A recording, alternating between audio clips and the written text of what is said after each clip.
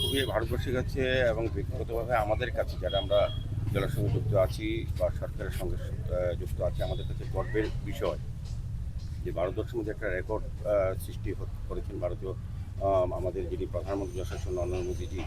জওহরলাল নেহরুকে উনি রেকর্ড ভেঙে আজকে 12 বছর পূর্তি করেছেন। জনকল্যাণে জনমুখী অনেক কাজ করেছেন। আজকে সারা ভারতবর্ষে বিভিন্ন মন্দিরে পূজা অর্চনা চলছে, যজ্ঞ চলছে।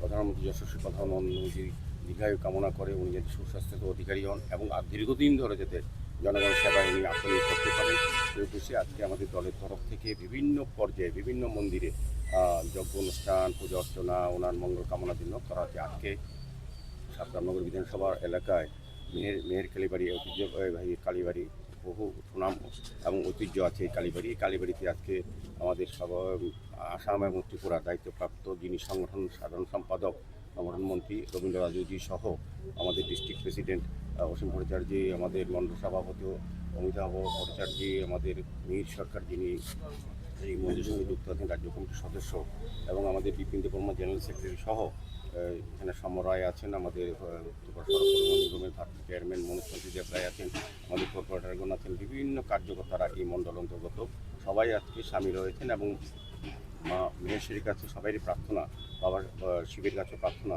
যে প্রধানমন্ত্রী যাতে উনি সুস্বাস্থ্য অধিকারী হন এবং জনকল্যাণে যে ভারতবর্ষের জন্য যে মানুষের জন্য কাজ করেছেন সাথে উনি যাতে আরও সুন্দরভাবে নির্বিচ্ছিন্নভাবে করতে পারেন তার মঙ্গল কামনার জন্য আমাদের প্রার্থনা এবং আমাদের পূজা অর্চনা হয়েছে।